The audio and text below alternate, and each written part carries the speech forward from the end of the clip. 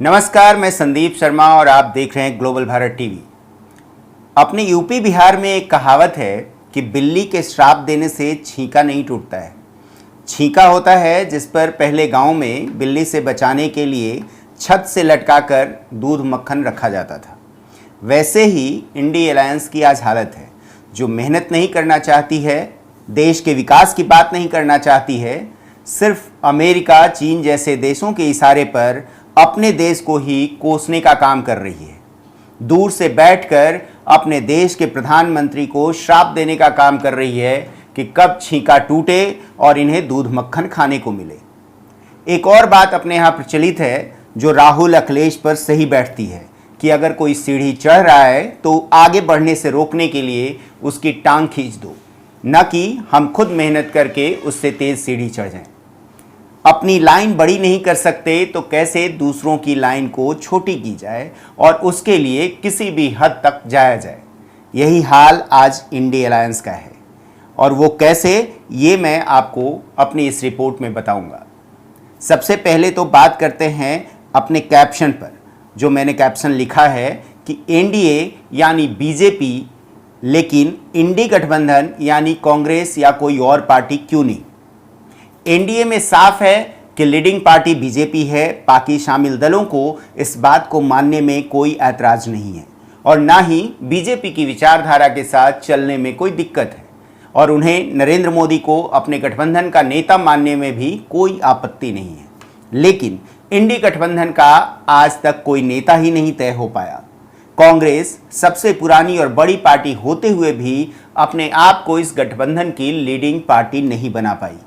न ही इस गठबंधन का कोई सर्वमान्य नेता आज तक फाइनल हो पाया। कई दल एक राज्य में साथ हैं तो दूसरे राज्य में आमने सामने लड़ रहे हैं। जनता कोई आज तक समझा नहीं पाए कि वो एक साथ हैं या अलग अलग। इस गठबंधन के पास कोई एक विचारधारा तो है नहीं, यहाँ तक कि मोदी विरोध के नाम पर भी सारी पार्टियां एकजुट नहीं हो पाई। अभी खत्म हुए महाराष्ट्र और झारखंड में विधानसभा चुनाव और यूपी समेत दूसरे राज्यों में जो उपचुनाव हुए हैं, उसमें हमने देखा कि कांग्रेस ने अपने गठबंधन धर्म का भी पालन नहीं किया। झारखंड में राहुल गांधी और मल्लिकार्जुन खड़गे ने सिर्फ कांग्रेस उम्मीदवार के लिए प्रचार किया। गठबंधन में शामिल दूसरे दलों के उम्मीदवारों के लिए एक भी रैली नहीं की। वैसे ही यूपी में भी सपा के उम्मीदवारों के लिए एक भी रैली नहीं की। तो मेरे हिसाब से तो इसे गठबंधन कहना भी सही नहीं होगा। अब बात करते हैं दोनों गठबंधन में शामिल पार्टियों और उनके विचारधारा की। एक तरफ बीजेपी कहती है एक रहेंगे, सेफ रहेंगे, बटेंगे तो कटेंगे, तो दूसरी तरफ इंडी अलायंस में शामिल पार्टियां कास्ट सेंसस के नाम पर जातियों में बांटने की बात कर रही है। पीडीए यानी पिछड़ा, दलित और अल्पसंख्यक के नाम पर लोगों को विभाजित करने की बात कर रही है। सिर्फ पीडीए के लिए इनको सत्ता में आना है तो बाकी देश के लोग कहां जाएंगे। ये पीडीए और मदरसे की राजनीति क्यों करना चाहते हैं? क्योंकि यही करके वो आज तक सत्ता पाते रहे हैं। क्या उन्हें देश और देश के लोगों के विकास से मतलब है या सिर्फ सत्ता से मतलब है? इंडी अलायंस में शामिल पार्टियों को देखिए, आपको साफ पता चल जाएगा कि कैसे विचार वाली पार्टियां हैं और समाज और देश के उत्थान के लिए उनके क्या विचार हैं। कांग्रेस सबसे बड़ी पार्टी जो हमेशा से तुष्टीकरण के नाम पर मुसलमानों का वोट पाती रही, कभी उनके विकास के बारे में नहीं सोचा। विकास के नाम पर 1 रुपये में 15 पैसा ही खर्च होता था, ये तो खुद उनके प्रधानमंत्री ने ही माना था। आरजेडी जो सामाजिक उत्थान के नाम पर बिहार में जो उत्पात मचाया सब वाकिफ हैं। उस जंगल राज के दौरान सबसे ज़्यादा पलायन हुआ। विकास के नाम पर गड्ढे वाली सड़क, शिक्षा के नाम पर चरवाहा विद्यालय, घोटाले के नाम पर चारा घोटाला से बिहार का नाम रोशन किया। एसपी यानी समाजवादी पार्टी ने उत्तर प्रदेश को जातियों में बांट दिया। अल्पसंख्यकों का वोट पाने के लिए कार सेवकों पर गोली चलवा दी। मुलायम मुल्ला मुलायम बन गए। विकास के नाम पर सैफई में बॉलीवुड सितारों का नाच हुआ। इंडस्ट्री के नाम पर माफिया इंडस्ट्री फला फूला। एक तरफ एनडीए गठबंधन सनातन को मजबूत करने, सर्वधर्म समभाव, सबका साथ, सबका विकास और सबका प्रयास की बात करती है, तो दूसरी तरफ इंडी अलायंस की पार्टियां सनातन, जो इस देश का आधार है, उस पर प्रहार को सेलिब्रेट करती है। यहाँ ये कहा जाता है कि सनातन HIV की तरह है, सनातन कोरोना है और इसके विरोध में गठबंधन में शामिल सबसे बड़ी पार्टी कांग्रेस एक शब्द नहीं बोलती है। वहीं रेपिस्ट मोहित खान के लिए सपा जैसी पार्टी खुलकर सामने आती है। तिरुपति के प्रसाद में चर्बी की बात आती है तो इनमें से किसी की एक आवाज नहीं निकलती है। तो इस बार के यूपी के उपचुनाव में कुंदरकी में बीजेपी को वोट देकर मुसलमानों ने भी दिखा दिया कि उन्हें सिर्फ वोट की तरह इस्तेमाल नहीं कर सकते। उन्हें भी समझ में आ गया कि जो खुद को हिंदू कहते हैं और वो जब हिंदुओं के साथ नहीं खड़े हैं तो वो क्या खाक हमारे लिए करेंगे। सिर्फ वोट और सत्ता पाने का छलावा है। जहां तक विकास की बात है तो देश ने पिछले 10 सालों में जो विकास की रफ्तार पकड़ी है वो जनता को भी दिखाई दे रही है। चाहे वो आर्थिक स्तर पर हो, सामाजिक स्तर पर हो, इंफ्रास्ट्रक्चर के स्तर पर हो, विदेशी निवेश लाने की बात हो, मैन्युफैक्चरिंग की बात हो, किसानों की बात हो या फिर रोजगार सृजन की बात हो।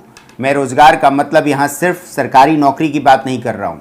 सड़कों का जिस तरह का जाल हमारे देश में पिछले 10 सालों में बिछा है उसके फायदे से कोई अछूता नहीं है। वो किसी जात और धर्म विशेष को फायदा नहीं पहुंचा रहा है। जितनी सरकारी योजनाएं चाहे वो केंद्र स्तर की हो या फिर राज्य स्तर की, वो किसी धर्म विशेष के फायदे के लिए नहीं बनाई गई। चाहे वो आवास योजना हो, फ्री राशन हो, उज्ज्वला योजना हो, किसान सम्मान योजना हो या फिर और कोई योजना। लेकिन इंडी अलायंस क्या करना चाहती है? ये कहते हैं कि सरकार आएगी तो वक्फ बोर्ड को वापस लाएगी, कश्मीर में 370 को फिर से लागू करेगी, यानी एक देश दो विधान, एक देश दो झंडा फिर से होगा। कर्नाटक में इसकी शुरुआत करना भी चाहा कांग्रेस ने, लेकिन केंद्र में बीजेपी की सरकार है इसलिए संभव नहीं है। और क्या करना है इन्हें? मस्जिद और मदरसे बनवाने हैं, देश को जातियों में बांटना है। अब देखिए कि ये जो चाहते हैं इसमें कहीं भी विकास की बात की है या फिर कोई भी योजना इनकी ऐसी है जो देश के हर वर्ग के लिए हो। ये तो सामाजिक और राजनीतिक बातें हुई। अब आर्थिक तौर पर दोनों गठबंधन के विचार को देखना चाहिए। एक तरफ बीजेपी के नेतृत्व में एनडीए है जिसके नेतृत्व में देश विश्व का तीसरा सबसे बड़ा आर्थिक शक्ति बनने जा रहा है। देश $3 ट्रिलियन की अर्थव्यवस्था बना। देश का शेयर बाजार अपने सबसे उच्चतम स्तर पर पहुंचा। देश में अरबपतियों और करोड़पतियों की संख्या बढ़ी। देश में स्टार्टअप की संख्या बढ़ी। कई उद्योगपति और उद्यमी आगे आए। विश्व के टॉप उद्योगपतियों में भारत के भी लोग शामिल होने लगे। देश में रोजगार का सृजन और स्किल्ड युवाओं की संख्या बढ़ी। किसानों को सीधा बेनिफिट उनके खाते में जाने लगा।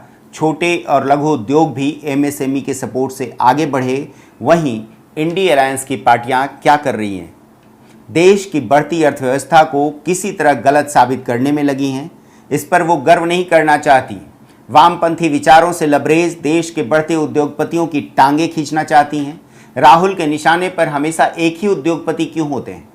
बाहरी तत्वों के इशारे पर देश के राजनेताओं, उद्योगपतियों और अर्थव्यवस्था पर उंगली उठाना क्या सिर्फ यही काम है? तो क्या इंडी अलायंस अपने देश के विकास के लिए राजनीति कर रही है या फिर अमेरिकी डीप स्टेट के इशारे पर सत्ता में आने के लिए देश की प्रगति या फिर ये कहें कि देश को ही दांव पर लगा रही है? वैश्विक स्तर पर देश जब एनडीए की सरकार में एक अलग स्तर पर पहुंच चुका है जहां उसकी गिनती विश्व के सबसे शक्तिशाली देशों में होने लगी है, भारत आज अमेरिका जैसी शक्ति के सामने भी खुलकर अपनी बात रखने लगा है। अपनी शर्तों पर रूस से रिश्ते रखता है, चीन को अपनी शर्तों को मानने के लिए बाध्य करता है, तो दूसरी तरफ इंडी अलायंस के नेता उन्हीं देशों के नेताओं के साथ मिलकर देश को नीचा दिखाने की कोशिश करते हैं। दूसरे देशों में जाकर अपने देश और नेताओं की बुराई करने से बाज नहीं आते। आखिर कौन सी छवि ये दुनिया के सामने अपने देश की रखते हैं? ये बात देश की जनता समझती है और उसका खामियाजा उन्हें मिल रहा है, क्योंकि इस देश की जनता मूर्ख नहीं है, ये सब जानती है। अब आप बताइए, आपके हिसाब से कौन सा गठबंधन देश हित में सही है?